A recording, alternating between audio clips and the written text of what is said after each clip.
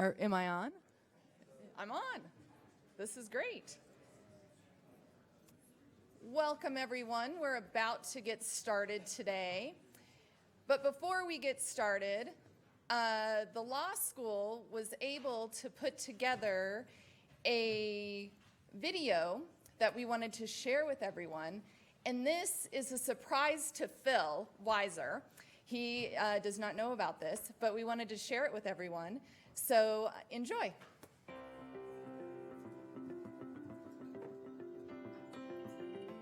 With Silicon Flatirons turning 15, it's a good chance to reflect on what does this mean?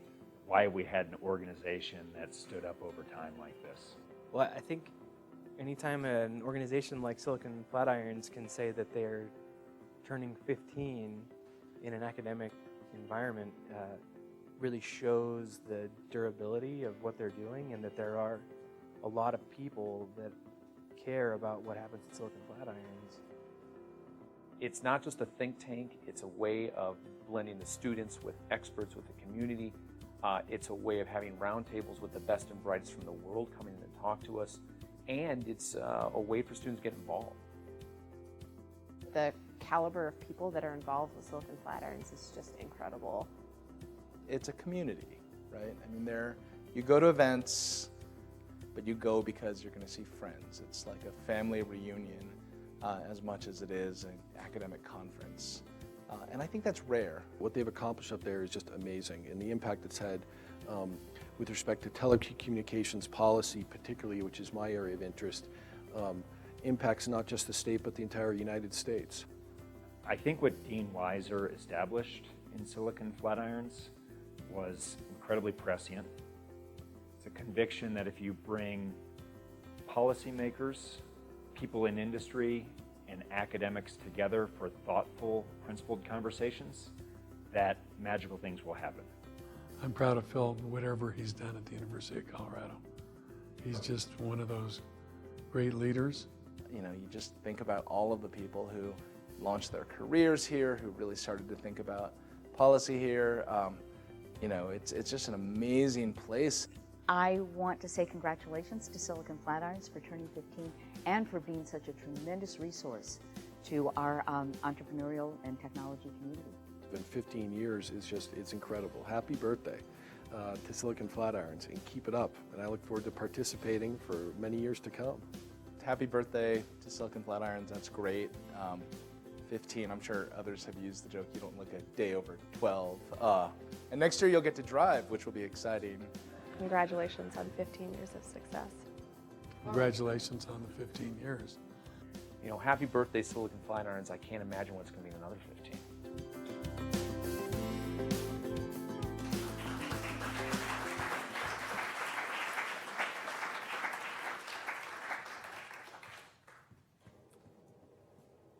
Well, when they said surprise, I was preparing myself for even more embarrassment. It's actually, as I think comes across, a really community effort. And what's fabulous is to have so many people here who've been with us for a really long time. Craig Donaldson came to the very first Silicon Flatirons conference. I think Bill Levis did as well. We've had numerous people wearing different hats involved in Silicon Flatirons. So Andy Crane, who's here, and I'm not sure which number incarnations involvement, I think probably fourth. I think Roy Hoffinger still has the record at 5, but it's been a neat, Wendy I think is now on her 3rd. So it's been a neat kind of family reunion where people have, you know, been in different parts of their career or different parts of their company's evolution, and we've all been together. What's been particularly gratifying, the video picks this up, is the student experience. I think for those who have worked with our students, you know how gratifying this is. There is such unbelievable energy, passion, intellectual curiosity, and that's remained sort of true north for us. And so that's exciting, as you will see today for anyone who's been to their, anyone here, this is their first Silicon Flatirons conference? Okay, a few. Welcome aboard, welcome to the family.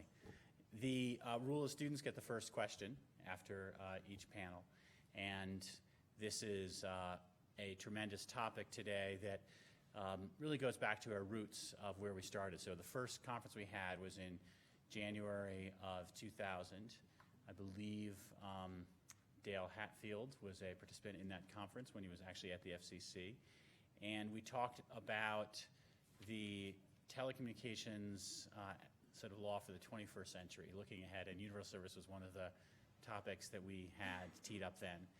And later that spring, another conference, which now sounds really ancient, which was telecommunications after Bell Company entry into long distance. So when there was still a world where there were Bell companies not in long distance, we've now moved on to a different world. So we have a lot of exciting and wonderful conversations. We start off with a tradition with someone now who is supporting Silicon Flatirons in a second incarnation. Since he won this competition, he has been the leader of this effort. And so without any further ado, let me ask Ben Fernandez to take the stage and present the Silicon Flatirons paper competition winner sponsored by WilmerHale. Thanks, Phil. So I really love this day. This is the one day a year I wear my tie in Boulder. So thanks, Phil. So again, my name is Ben Fernandez. I'm a partner in the IP practice at WilmerHale here in Denver. Each year we've been accepting papers written about a topic in law and technology. This year's papers, as usual, were read and judged by a panel of attorneys at WilmerHale. The reason we sponsor this contest is to promote all the skills that go into writing a paper and successfully writing a paper, including research, organization, punctuation, citation, all those things, topic selection. And the winner of this competition receives a check for $500 and an opportunity for publication in a future issue of the Colorado Technology Law Journal. So this year is the 13th year of the contest and the 11th year that I and my colleagues have been involved in judging it. Once again, we thoroughly enjoyed reading this year's submissions. It was a challenge to pick a single winner, but as all judges must do, we've settled on a winner. And so at this time, I'm pleased to announce that the winner of this year's WilmerHale writing competition is Jordan Molliver. Jordan, if you'd like to come forward, please.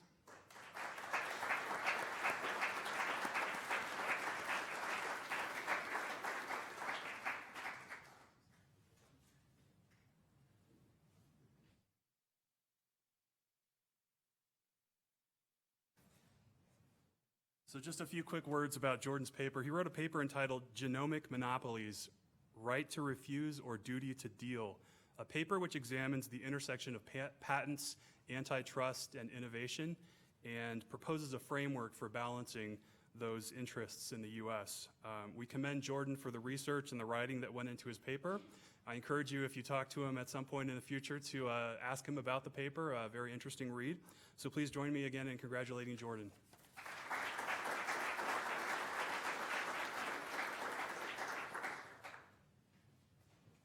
So the concept of broadband digital divide is getting increasing attention. We're going to analyze it from different perspectives. The first one is going to be in the low-income category, where Blake Reid, who is both a product of this program and now one of our faculty directors, is going to take it away. So Blake, I'll invite you and your panel up.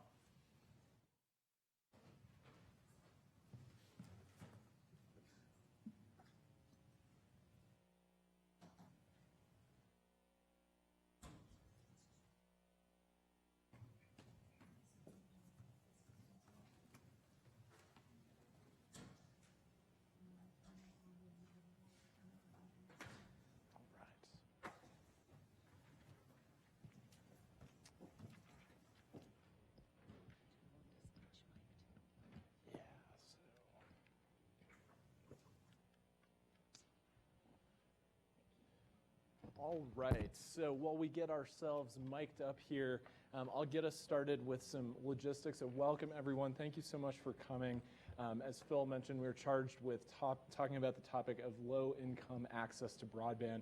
We have a really incredible panel of folks here, and as our tradition, I'll commend you to read their biographies in the program, but just by way of quick introduction, I want to introduce from left to right here, Sharyn Guhman, who's the Chief Information Officer of Denver Public Schools. Dr. Nicol Turner-Lee, who is the Vice President and Chief Research and Policy Officer at the Multicultural Media, Telecom, and Internet Council, MMTC. Did I get that all right? All right, cool. All right, a name that I'm not going to get right, so I'm going to turn it over to Madura to introduce himself. What is it? Executive Director for Global Public Policy at Comcast Corporation. Excellent. And then we have Jon Wilkins, who's the Managing Director of the Federal Communications Commission. So we just had a discussion with the students upstairs, and one of the key points that we start off, we're talking about the stakes of this debate. At the FCC this summer, this is kind of boiled over the extent to which access to broadband is a necessity or not, and then in various academic disciplines, the extent to which broadband is a human right or a civil right. So Nicol, I want to start with you to frame the consequences of what we're talking about. How important is broadband access? And practically speaking, what are the outcomes for communities that are on the wrong side of the divide? Hi, everybody. Glad to be here. Love that video on Phil. Made Phil look really good, right? Physically. Known him for a while. You know, we just had a really engaging conversation in the class that I was just in. And this question of whether or not broadband is a human or civil rights is so interesting because of the way that the technology has evolved to sort of move people from an inline economy of services and scale, right? We're in line for applying for a job, in line for medical provision, in line for educational learning or the best access to educational learning, to now online, where many of these resources have been amplified and magnified to the best visibility to accommodate the 21st century workforce and economy. And so we were just talking about, I mean, one of the things that when I started in this debate almost 20 years ago, I won't tell you my age, but 20 years ago as a digital activist and working on a PhD, part of what we talked about with regards to access to broadband was its ability to enable these things, right? Not necessarily its ability to be categorized into one bucket of it's civil or it's human, but its ability to be the catalyst to sort of move forward these markers so that you have a movement towards more equality. And so I would say, you know, clearly what we're seeing right now, and I'm not going to talk about the open internet net neutrality rule in this discussion, but clearly what we're seeing is sort of this tension between the aspirations of where broadband should go and become, right? Because some of these things have not been fully realized. I mean, I can speak on behalf of the civil rights community that the new hashtag movement of Black Lives Matters and All Lives Matters is a really new, you know, creation in this last few years that we would have never imagined in the civil rights community 20 years ago when the phone tree, right, was the most active mobilization strategy. So in terms of it being a human right, I mean, I think for most people, we get it somewhat conflated when we look at areas where censorship has stopped and limited the flow of democratic information to citizens in places like Korea and China, where we've been really appalled by that type of censorship. In this country, we all recognize the utility of broadband, but we're still in an experimentation stage of what its full potential of what it will enable. So today, and I'll just wrap up here, right? Civic engagement has the opportunity to be fully mobilized and engaged through broadband, but we can't yet solve problems, right? I tell people a hashtag movement is not solving the civil rights concerns of African American communities that have been subjected to police brutality. Not yet, right? We know that employment and jobs have moved online, and we've got to do what's in our best interest to ensure that everybody has access. But does it yet require the type of governmental intervention, or should we be spending our efforts on solving the digital divide? And I think that's where this tension continues to evolve, particularly in Washington, D.C., in many debates where we've conflated the First Amendment right of having the ability to speak your right and the extent to which we can actually put systems in place in the ecosystem that allow broadband to become that tool that enables other things in our lives that lead towards equality. And we're not there yet. We're really not there yet, I have to say, as an activist myself. You know, I have to tell you, I tell young people, you could say what you want on Twitter, but until you actually march like John Lewis, you know, from Selma to Montgomery, you're not going to change the Voting Rights Act, right? So we've got to figure out, again, in this human rights side, what more needs to be done to have broadband be an aspirational enabler. So, Jon, I want to turn to you. What's your response to that? And as a representative of the Federal Communications Commission, how does the Commission approach the importance of the digital divide, and how do you manage that tension of where things are now and where we want them to be in a decade? So a couple of things. Well, first, my boss, Chairman Wheeler, actually wrote a book talking about the Network Compact. And his marching orders to senior staff from the first day of his chairmanship has in part been about that. And the role of policy should be to make sure that everyone can take advantage of the power of modern communication networks. And he looked at it through the lens of railroads and telegraphs going way back. But today, of course, that's about broadband.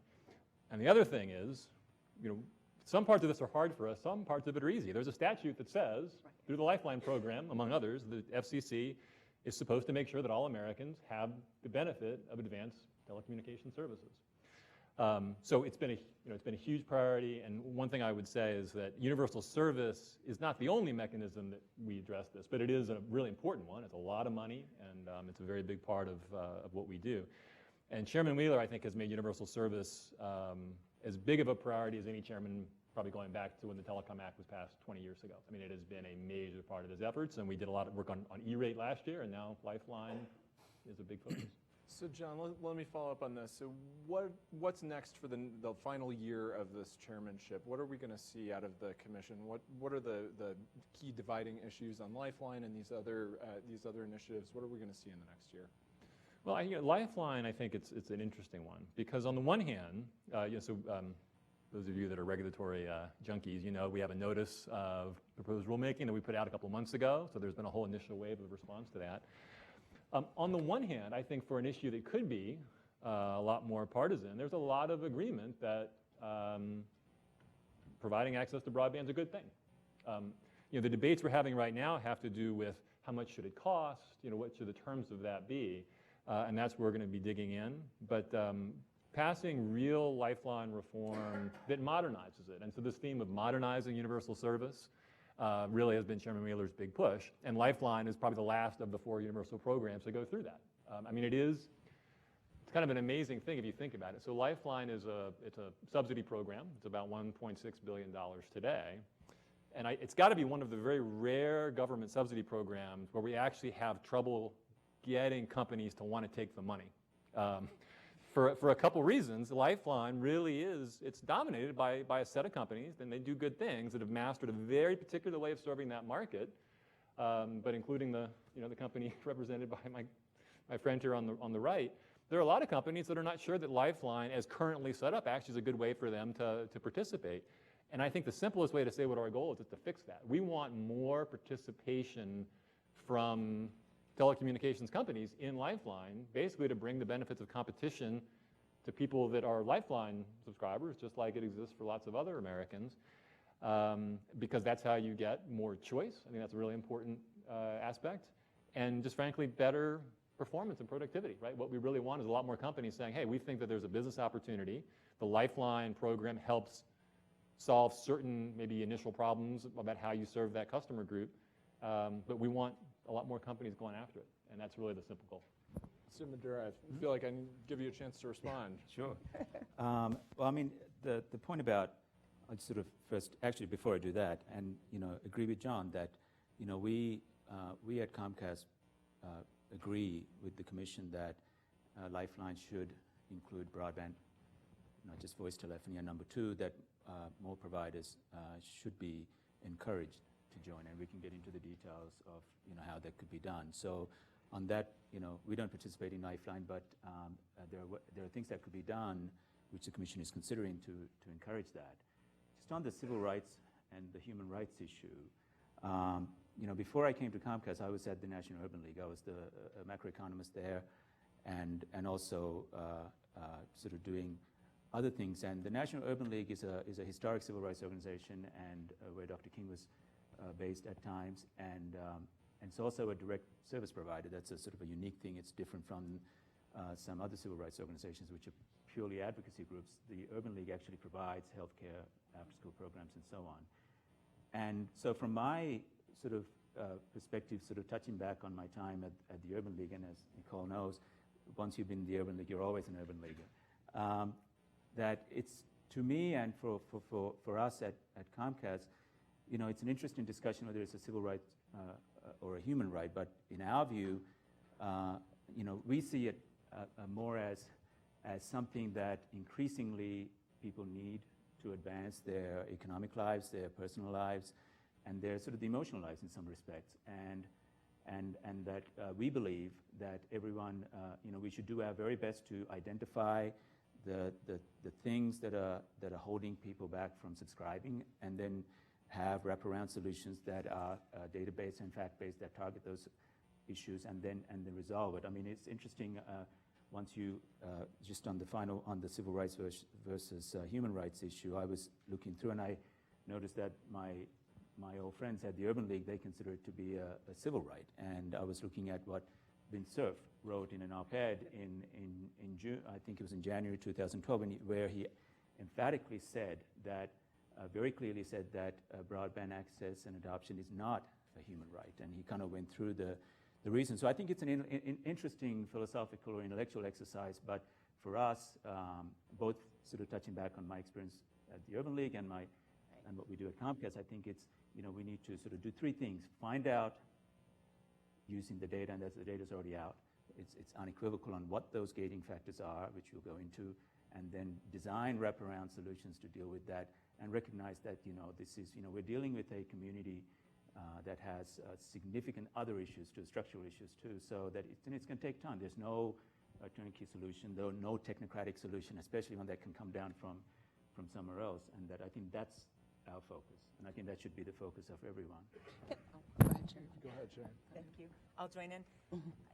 To build on the comments that have been shared already, I'll leave the debate about civil right and human right to folks more scholarly in those areas than I am. What I will add, though, is as we talk about the equity issue and the opportunities, and we mentioned the economic opportunities for families, I am compelled by my role here to also talk about the educational opportunities and the future-oriented opportunities for those families.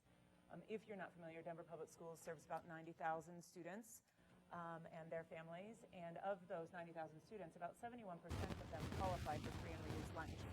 So we do have a population that is the target in many instances of this exact conversation. Education is changing, and education is moving to more and more an online activity, to what's considered flipped classrooms and other things where students are expected to be able to access educational materials not in the classroom. And in order to keep up with their peers, it is something that we absolutely must address. In addition to that, it is critical to understand that the current state of education and K-12 education is that we already experience really severe, what we term our opportunity gaps. And in DPS, anything that would help us to narrow those gaps is something that we want to see pursued and we want to encourage, whether it be through the marketplace or regulation or otherwise. In this case, if we continue to see the disparity in broadband access at home for these families, we will actually see it as a contributing factor to widening those gaps rather than narrowing them. Bad answer for the long-term future of our society.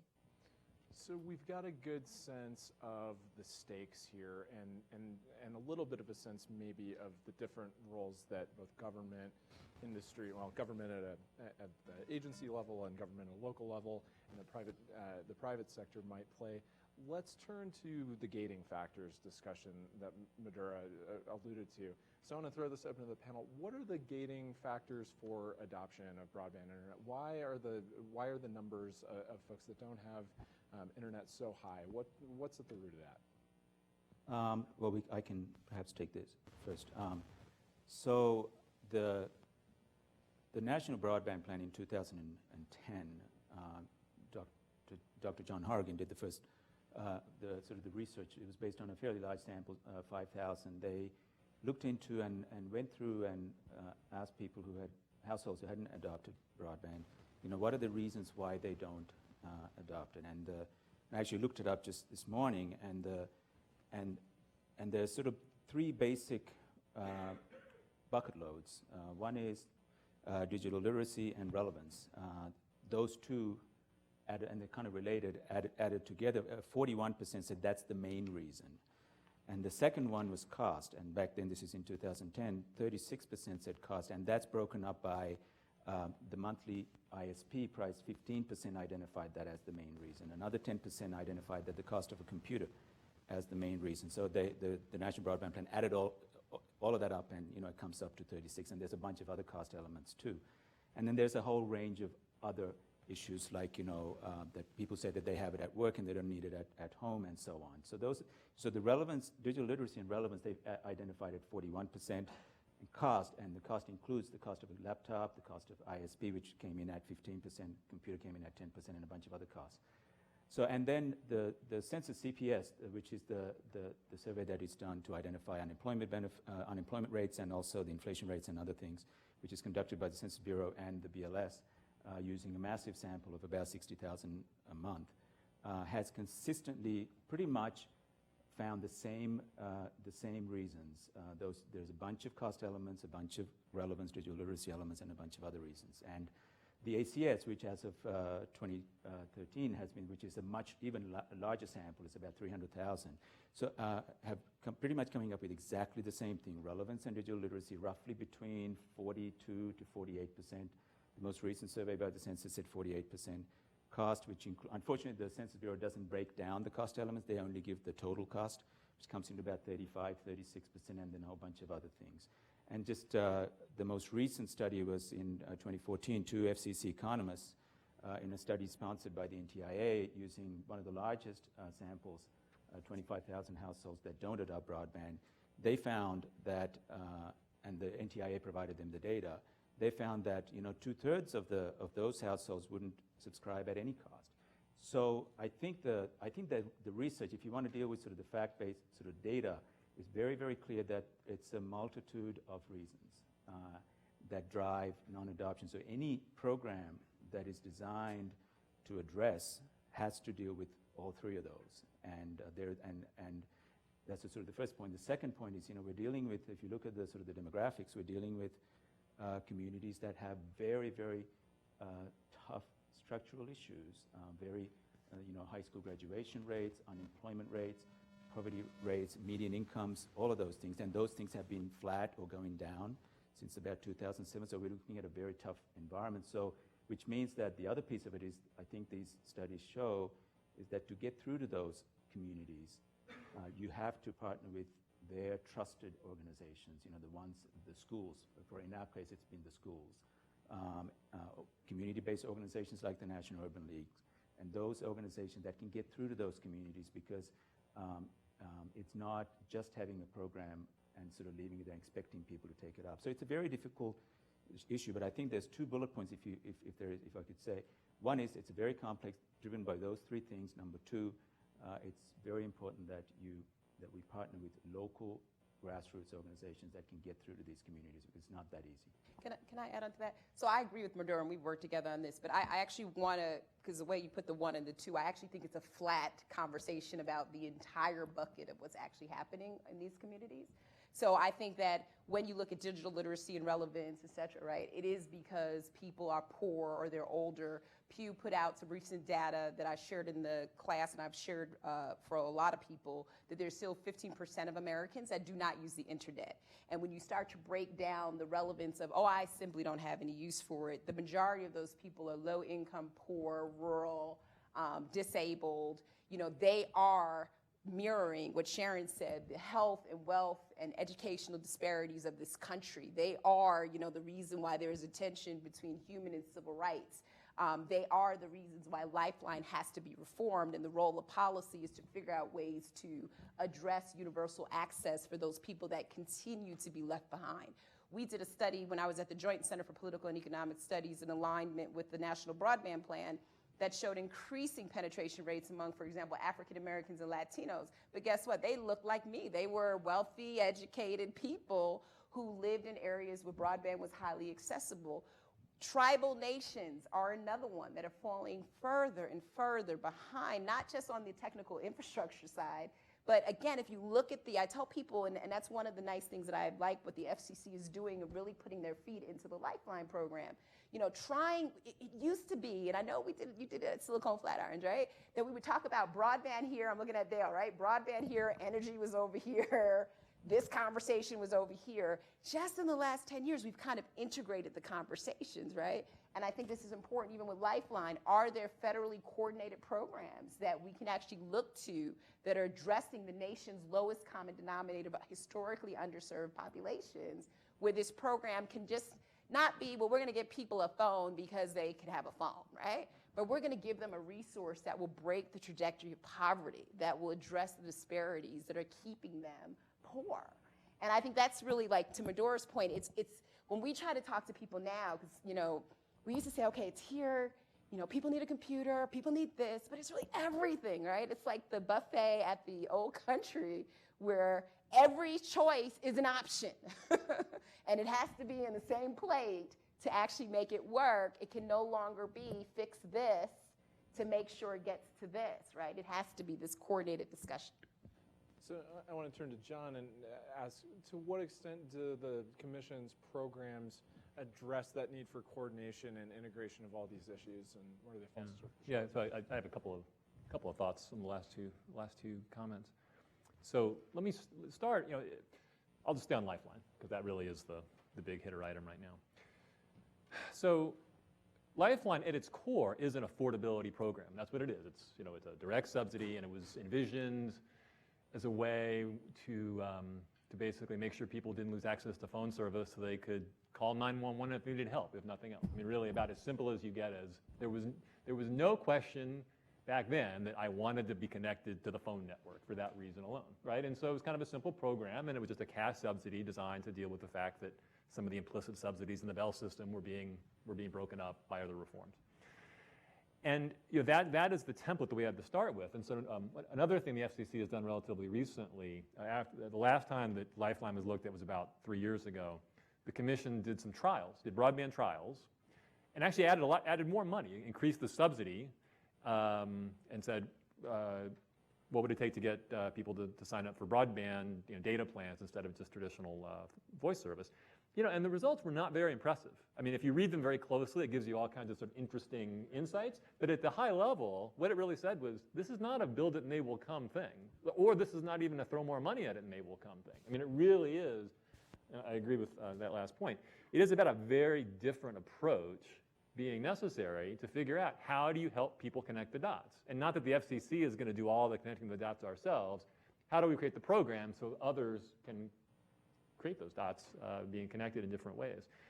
And so, I'm reminded of the chairman had a hearing about 2 years ago, and Congressman Dingell was there, and probably others have heard this quote many times. I hadn't heard it before, and it stuck with me. The devil's in the details, but therein lies salvation as well.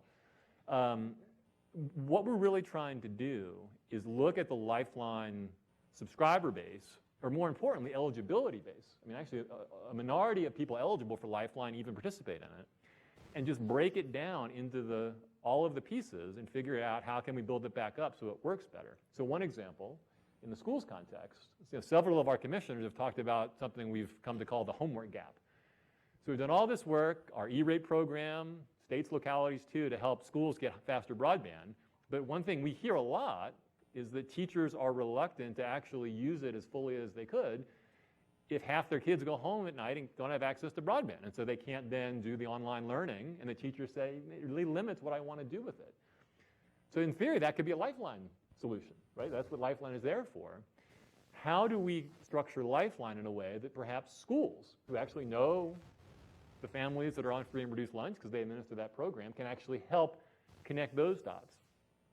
Veterans, rural areas. And so the last point I'll make, kind of quietly behind the scenes, a big push we've been making for the better part of 2 years now is to dramatically improve our data capabilities with respect to all the universal service programs, but Lifeline is a good example.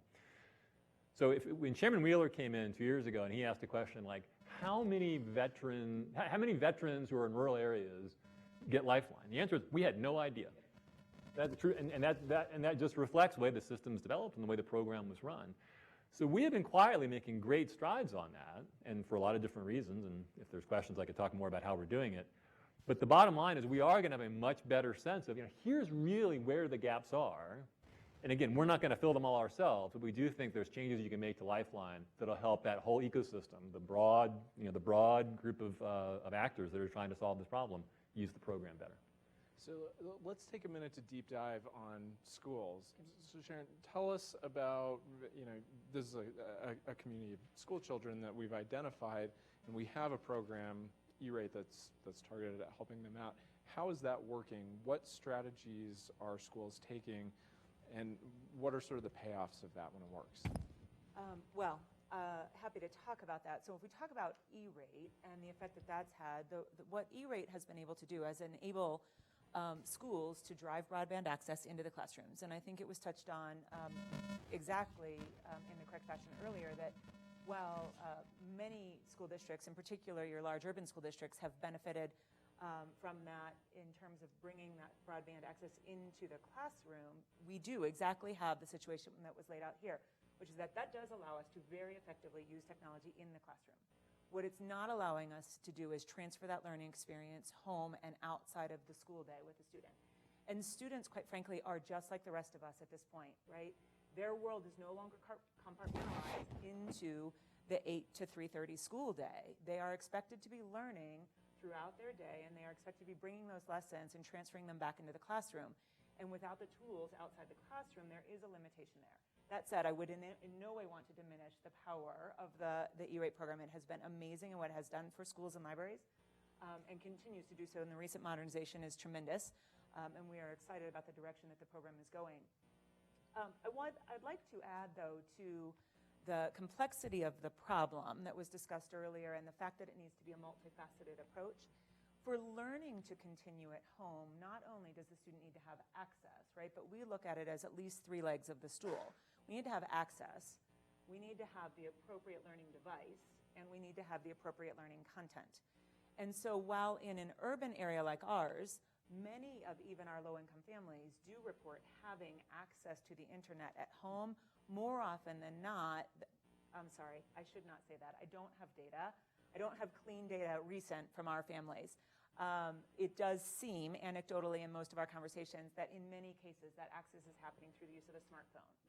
And our educational application marketplace is not keeping up with the mobile uses. And so we do have a complex problem to solve that we are trying to work through. And all of the markets are evolving concurrently. The EdTech marketplace is evolving such that the content will be more usable on the mobile devices. More and more of our families are getting access, but there are limitations on the programs that are offered as well, even those that are offered currently subsidized, which are wonderful programs available to our families. There are some limitations that might prevent our families from taking advantage of those. The final point I'll make when it comes to education is that in our district and many districts, we are taking a 2-generation approach. There is data that supports the fact that family engagement is directly correlated to student success. And we are working to reach out to parents and other guardians of our students as effectively as we are working to reach to our students. We are providing digital literacy classes to our parents. We are opening our computer labs in instances trying to get our parents that opportunity as well. And we know that we need to effectively reach and engage both the parents and the students to close that opportunity gap. And broadband access at home is one of the many things that's going to help us do that. So I want to take a minute to shift to that second leg of the stool, which is the technology, the customer premises equipment in the FCC's parlance. Where are the gaps there, and what are we doing to overcome those? And what is the role that wireless solutions are going to play? Does the wired versus wireless distinction make a big difference? Talk us through that dynamic a little bit. Well, I can talk a little bit about this. So what are we doing to close the gap? Are there gaps in the home device? Absolutely. We do have data that, at least in Denver, self-reported, over 80% of our families indicate that they have internet access at home. What I don't have is the number about how many of them have a full-use device with a keyboard and a full-size screen that would allow most effective use of most of the educational applications. I don't have that information. And the information that we have received in the past, it doesn't seem reliable. And so what you see are many large urban districts around the country working to close that device gap themselves. They've gone to their voters, they've asked for investments to bring more technology to their students. They're buying devices and sending them home with their kids. Is that the role of the education community? Maybe, maybe not. It's a role we find ourselves playing in order to keep our students learning and to fulfill our mission of closing those gaps and ensuring that every student can succeed. And so Denver, not unlike others, is slowly moving in that direction. We have not launched a district-wide technology initiative, as many others have, but school by school, some of our school leaders serving their communities are working to make that happen. Is that localized approach that might work for kids, does that work with other communities that are affected by the digital divide? Are there equivalents out there, or is that a problem we haven't figured out yet? Yeah, I mean, I agree. I mean, it's funny. The data that we know in terms of wireless trends among low-income populations is, you know, it's over the 80% mark when it comes to who owns one of these, right, compared to having a PC or a laptop or another enabled device. And we still see a lot of disparities when it comes to fixed broadband in the home. I think the statistic that I saw was under 62% of the Hispanics and African Americans still have a line that comes into for residential broadband. I mean, I think it's interesting. I mean, going back to your point, being in Washington, we're watching like the Connect Ed initiative roll out to certain school districts. I mean, clearly what Comcast is doing with the Internet Essentials program is vital. These are all experiments to sort of get at solving the broadband access question. But I think Sharyn is bringing up a good point. When you have the access, you know, how do you change the pedagogy to enable people to use that to learn differently? I mean, I have a 13-year-old who's in private school that he brings home no books, to the point that I had to call the school the first year and say, he has not brought home a book, right? But I have to tell you, I mean, having a person who has a degree, I didn't know how to use the tools that he was bringing home, you know, on the iPad, you know, how to write papers and all that other stuff. It's a completely different style of teaching. And so when you think about schools that have disparate resources, you know, and a lack of professional development money, and where government has primarily supported through 21st century learning, computer labs. It's a different concept for how you actually bridge the gap of technology access. We as advocates for consumers, you know, we feel however you can get the broadband to people, get it to them. But we recognize the constraints with wireless, you know, not unlicensed wireless spectrum, but the ability of these devices for your kid to do their homework. And I think that's where we have to come back to the solution that tries to figure out how do we make the deployment issue, you know, as ubiquitous and universal as possible, where people can get the best option that's suitable for them. And how do we make people, to Madura's point, recognize that they also need the digital readiness tools to be able to transfer those skills? Because I would even tell you too, it's not just a school age problem. It's adults who don't have the competency. I mean, the next time, and I'm not saying anybody here goes to McDonald's or Wendy's or all those other fast food restaurants, but just peek behind the corner of how they're actually processing your order. And think about when you worked there as a high school student. Even that level of competency is much different than it's ever been before when people are swiping your credit card using a device that's on top of your phone. So again, I think we've got to figure out this new paradigm for 21st century learning that encompasses adults and school-age kids and what's appropriate to that learning. There's lots of gaps. I'll give one more example, if I may. Now really just speaking as a parent. So I am also a parent of 2 elementary age students in DPS. And last week, my 7th grader, her teacher sent an email stating, I know you all, my 2nd grader, 7-year-old 2nd grader, I'm sorry, I think I said 7th grader, said, I know you all don't understand how math is taught these days. If you're having trouble helping your student with their homework, here's a link to a series of videos that will help you understand our math curriculum that we're using in our school this year. Great. Right, wonderful for me as a parent. I got the email, I have the access, I can watch the videos and help my 2nd grader do her math.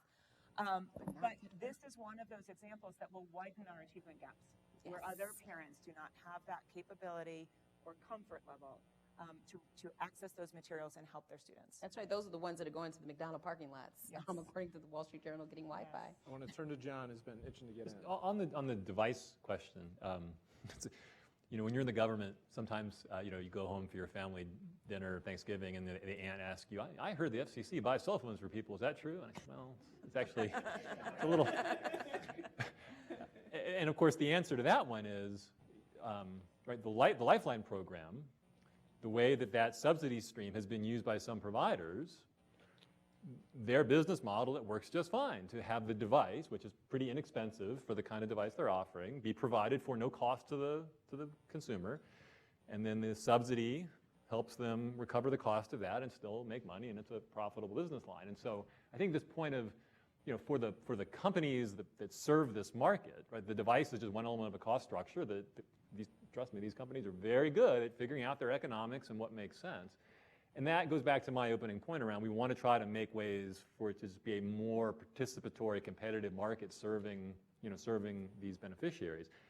It's an interesting contrast with E-rate, actually. So E-rate, for better or for worse, has got this highly prescriptive, detailed model of what's covered. I mean, like we just last week put out the eligible services list for E-rate, and it just goes on and on and on.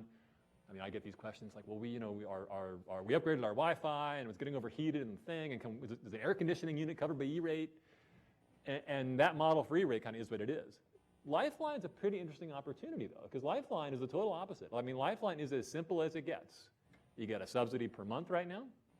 It's got to cover sort of a service, but it doesn't get into all those details. And so that's another interesting question is, what besides sort of second or third generation cell phones could service providers getting into this market actually think to provide on the front end of the device if they thought the economics of the customer's life over time made sense? And we don't know, but I think it's a pretty interesting new way to think about a program like Lifeline actually helping do more than just pay for the access, but actually try to get in other parts of the business system.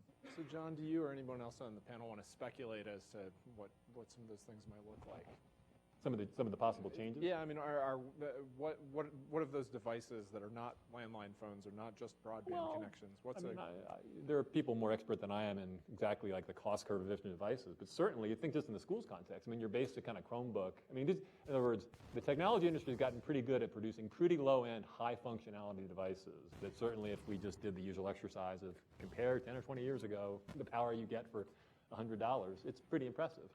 So I think and you add to that, I do think that the way the cell phone business or the mobile device business has shown, the refurbishment opportunity is pretty big. I mean, in other words, for that absolute top end of the market, the need to turn my device over every 6 months does create a pretty interesting low-cost base of very high-functioning refurbished devices that you could imagine maybe coming into this market as entry points. And I think that is one of the ways to think about this is how do you create more entry points going back to the large number of people that today, when I was in consulting before, you do market research. And you do learn, though, the best way to figure out what's going to happen isn't actually to ask people, what do you want right now? Right? So the people that say, well, I don't want to get on the net at any price, the likely hypothesis is not, well, that just is what it is and we should accept that. It's they don't have the right entry points to figure out why is it valuable to them. And so I think that's really a focus for us. So I want to shift gears, John. You mentioned competition. So we've spent a lot of time now talking about the universal service programs. Can we shift and spend in our last 10 or so minutes here to talking a little bit about the role of competition? And Madura, I want to maybe start with you here. What are your thoughts on the Commission's approach to competition policy?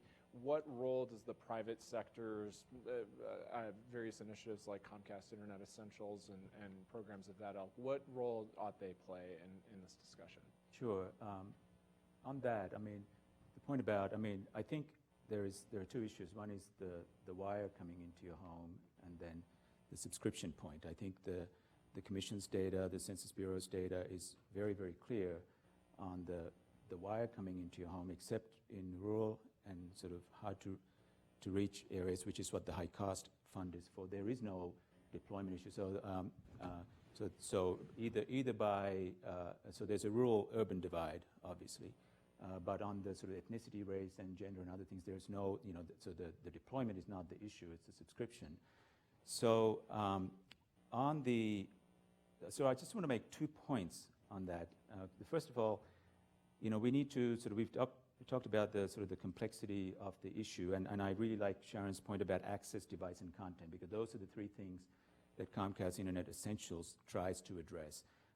We, as a company, only are in one of those, which is the access piece, but we have partnered with other folks to provide that device and the content piece. So I can get into that in detail. But before I do that, I just wanted to sort of, speaking on the competition point point out sort of the trend lines, because I think, we can have a discussion about the need to increase subscription or adoption and the benefits of that. I don't think there's any argument that it needs to increase. I don't think there's any argument about the benefits of that, both from homework, from economic issues, applying for jobs, and so on. I think the issue is, I think we need to understand where the trend lines are. And I was actually looking the other day, just before I came here, I was looking at the census, the same survey that does the unemployment and the adoption numbers. They looked at the rate at which home, laptop, and desktop computers have increased from 2007 to 2012. 2007 is the beginning of the recession, so incomes fell off a cliff, consumption fell off a cliff. And during that time, this is laptop and desktop, from 2007 to 2012, the percentage of homes that have the device piece increased by about 8.2 percentage points. And broadband adoption in that same period increased by about 11.2 percentage points, which is remarkable given that computers have, in terms of the cost issue, a lot of the computer prices have come down a lot because most of it is outsourced into low-cost production locations and so on. So, so the trend line is good. When incomes have been collapsing, have declined, and in fact, real median incomes have yet to, I think they recovered about a month ago. Actually, I'm sorry, they haven't recovered yet, significantly low now, still. Consumption has increased, so the trend lines are good, but, and the same applies for the low income as well as the rest of the population. So the question that we've got to figure out is, so there is a community, which is, I think, across, not just in this area, but across other areas too, that are doing really tough. And what do we do to solve those issues? And this is where the Comcast Essentials looks at, is that looking at the data, and we have done, I can go into some of the new research we've done with Dr. Horrigan, who actually was the head of research at the Broadband Plan, what we've done to kind of fine-tune our program. So we address three things. We provide a low-cost access, which is $9.95, plus that includes a Wi-Fi router, providing 10 megabits per second. So that's the price point. The second one is, we partnered with some suppliers, and we provide a low-cost subsidized laptop or a desktop, depending on what the consumer wants. It's $150, that's it. And then we provide a full suite of digital literacy and other training, either face-to-face or online or paper. So what we're trying to do is, and then we also have, we have a major partnership with the Khan Academy to create the content that Sharyn was speaking about, to make sure that the content that is there is actually of use. And as we've gone, we've adjusted the program something like 25 times. And for example, one of the best examples we have is, initially when we started the program, we said, if you sign up for Comcast Essentials, you can get the digital literacy training. And we found that wasn't really leading to high subscription rates. So we sort of flipped it around from experience. We said, why don't you come to one of the training sessions that was run by one of the local grassroots organizations? And people came. And then when they were leaving, we were saying, hey, if you're interested in signing up for the low-cost computer and low-cost access, here's the form. In Chicago, which is a place where we've had some of the best rates, we've been intimately involved, integrated with the school district, so that the mayor has taken a very, very deep interest, so that has led to a very, very high uptake. So it depends on each community. So what we've tried to do is to address each of those three things, and then to deliver those things through grassroots organizations, but bearing in mind that these things take a lot of time, and we've had to, and as a company, we have the ability, the flexibility to actually change things pretty quickly. And one of the new things that we just announced yesterday here in Colorado is we're trying to, we have a long way to go in this project. Initially, it was a 3-year program that was a part of the NBCU transaction, and then last year, I think we extended it indefinitely. So it's part of the company's DNA, and we've changed it so many times. And now we're sort of getting into some other areas. Yesterday, we announced in Colorado, but also in Denver, a pilot program to extend the program to community colleges. Currently, it's only available to families with kids in the school lunch program. And then in July, we're doing 2 pilots, extending the program to the elderly community. So what we're trying to do is that through these pilots is to find out what are those gating factors, what are those trigger points. As Jon said, we do a lot of customer research, and I've been involved in some of them, identifying what consumers say. In fact, John Horrigan, who's now at Pew, he did a very interesting, in fact, the only research that's ever been done this way. He did a longitudinal study. He was one of the first times we've actually given access to Comcast Internet Essentials customers. He contacted them, found out how they're doing, and then he followed them about 9 months later, exactly the same people, and then went in and looked at how engaged they were becoming using the digital literacy program. So we're using some of those insights to tweak and to change the content, to tweak and change how we deliver the program, and those are the results.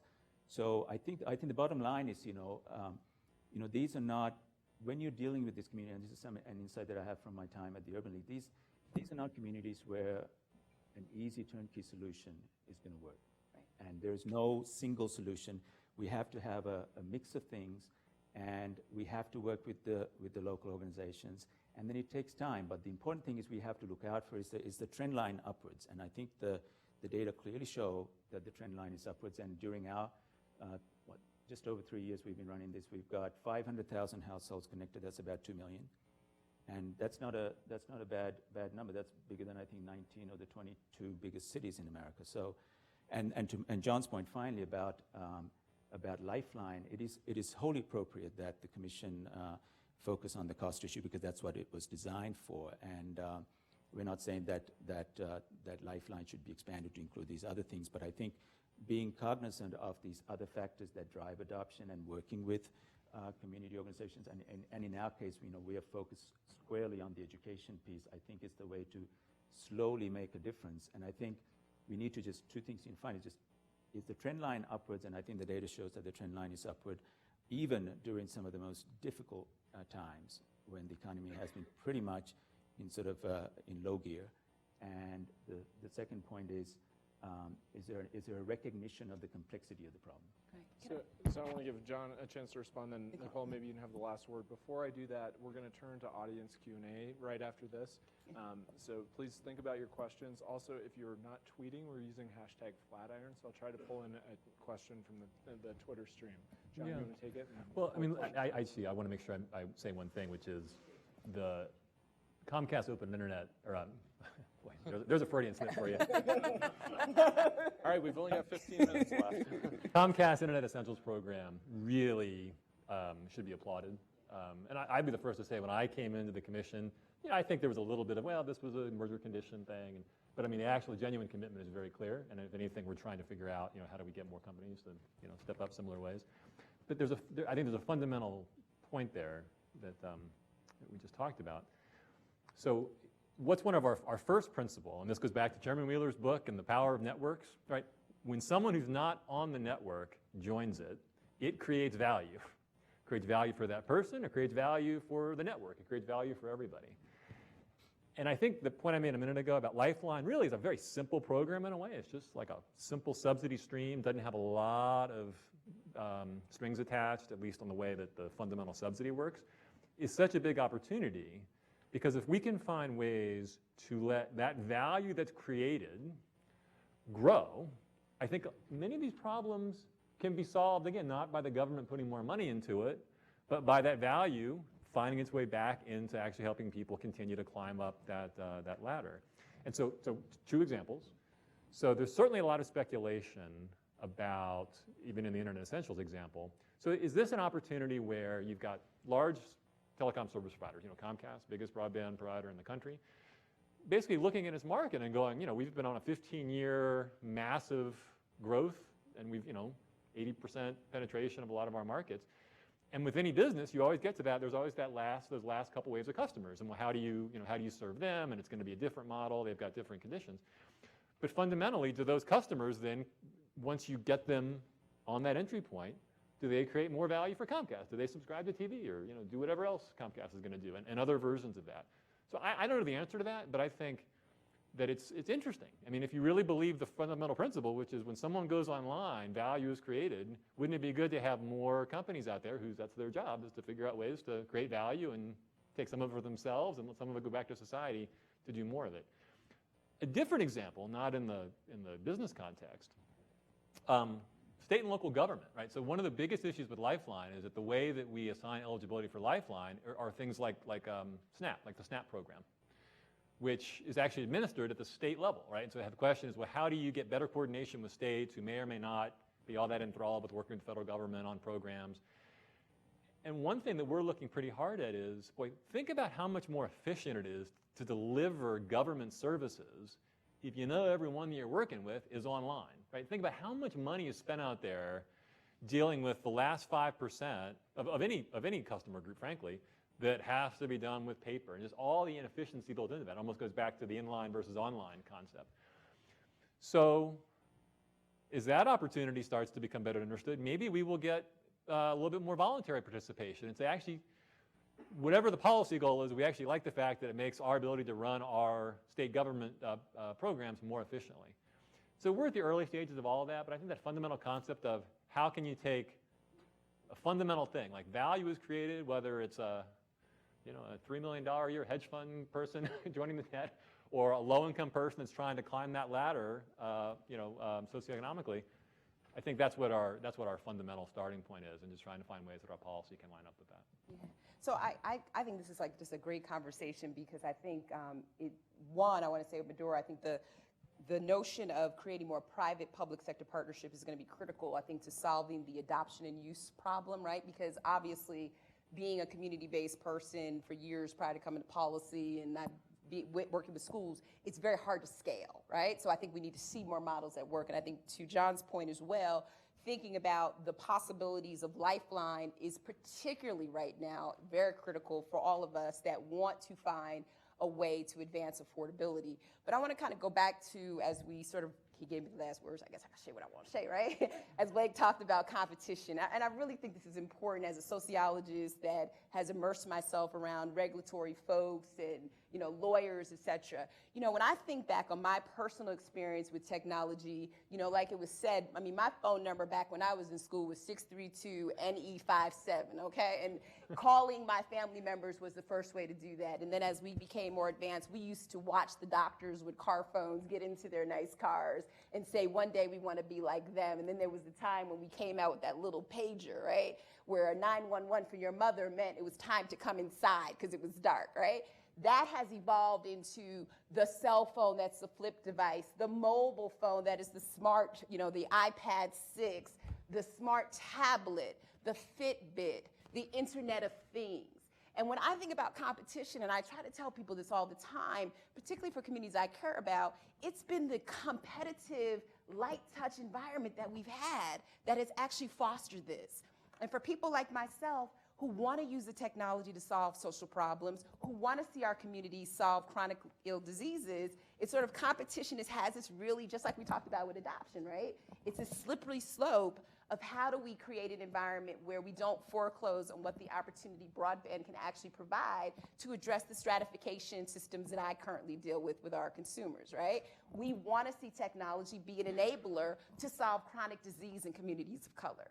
We want to see technology be able to be transformed with a device where I don't have to have a PC, but I can apply for a job while my child does their research.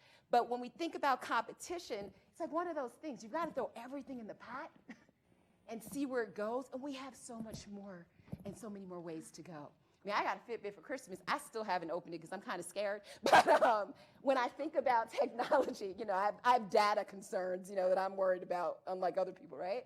But when you think about the power of technology and how it's transforming transportation, I had people laughing in the class before. I just signed on to Uber. Never would have did it until I found myself in a city where I couldn't get a car, right?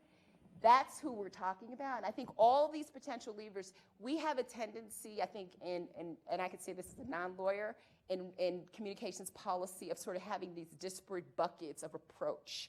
But it goes back to what the integrated system actually looks like so that we can generate, again, solutions to problems that could potentially be more democratic, solve the issues of the educational gap, solve the issues of those who have been subjected to inequality, right? And eventually solve the democratic part of our civic engagement in this country. But we've got to look at it as still an evolving place where all these things are sort of being thrown against the wall, and eventually something might stick, but the way it's going, I don't know, right? That will actually be something that will change the scope of society. So I kind of leave it like there, because I think with competition, it gets into this company, that company, and I would love one day, if I was in a dinner conversation, we actually talked about it as the integrated ecosystem. So I might go back to the chairman and say, network, compact, plus the integrated ecosystem. He may not respond, but at least it'd be worth a try to actually bring it up. But I think that was the intention that he had early on, right? That we really need to follow through based on what the realities are that are before us. So I just put that out there as the person with the last word. All right, so we're going to turn to questions. Always the first question goes to a student. So Annie, sitting in the back, has got the microphone. I see Jeff Ward-Bailey down in front.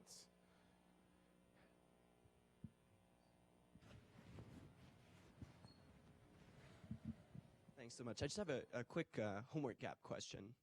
My wife's a middle school public teacher, so I've seen as her school's gotten broadband access in the classroom, that's changed the kind of lessons that she's been able to teach, and her kids have learned some really good digital literacy skills.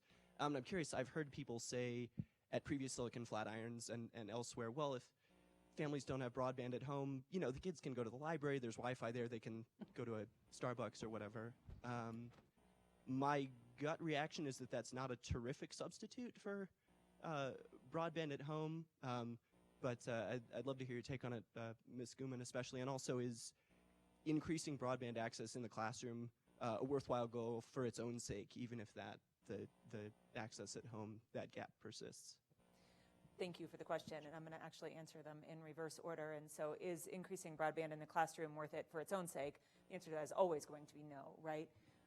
Though it is worth commenting that the direction that education is going is in the direction of more and more personalizing education to the needs of the student. And often that involves a tech-enabled solution. It is not always tech-enabled, and nor should it be. And the teacher's role in the classroom is critical and crucial and always will be. There is a very strong correlation between excellent teacher and student outcomes, right? And so the focus is there, but we are providing more and more tools for teachers and students to use that are tech-enabled. So tech in the classroom, absolutely crucial.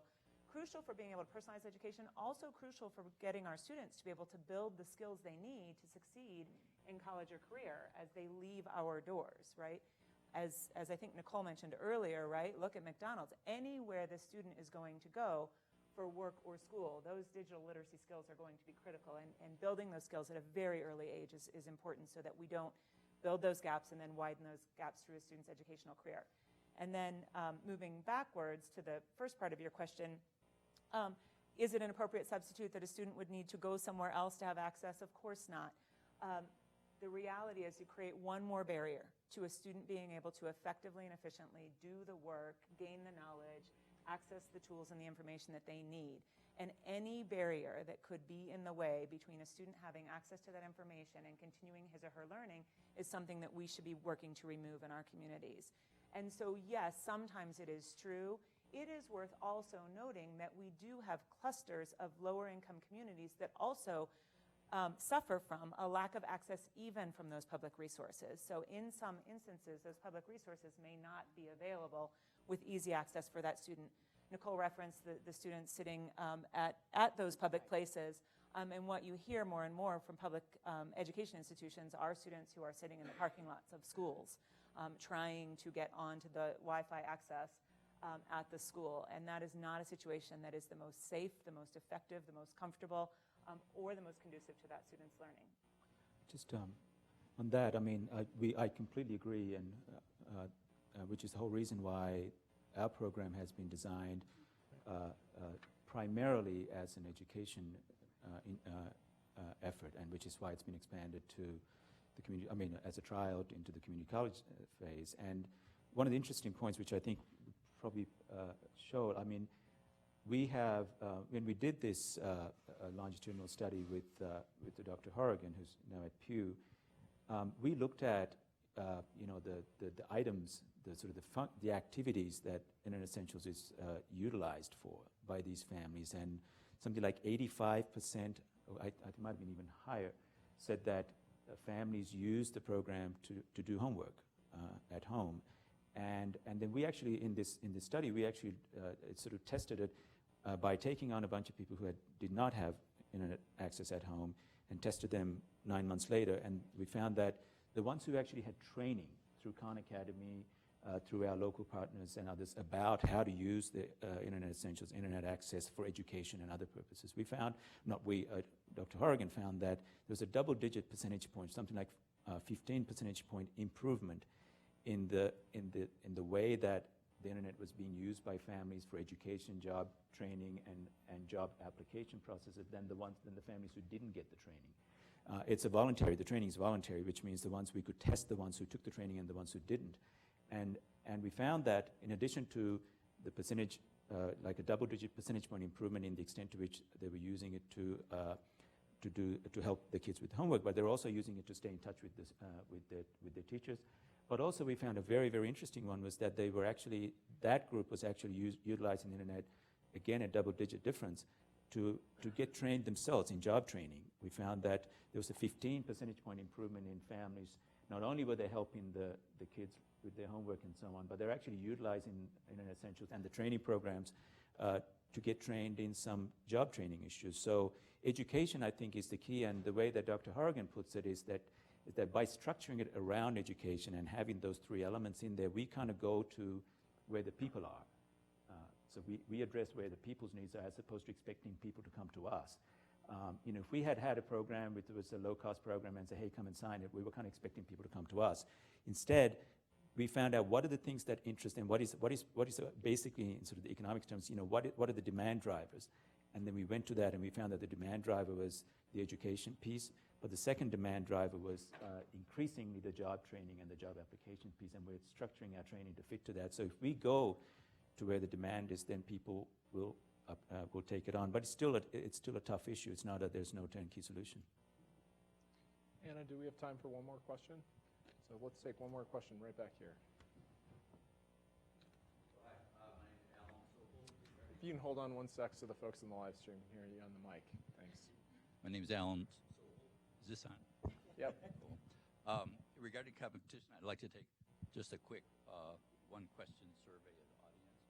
How many people have more than two sources of broadband access at home? Will you raise your hand? And can somebody tell me what those more than two sources are? I'm thinking there's cable companies that require the other sources. Satellite. I'm sorry. Satellite for broadband? Yeah. Really? And anything more than that? 4G wireless.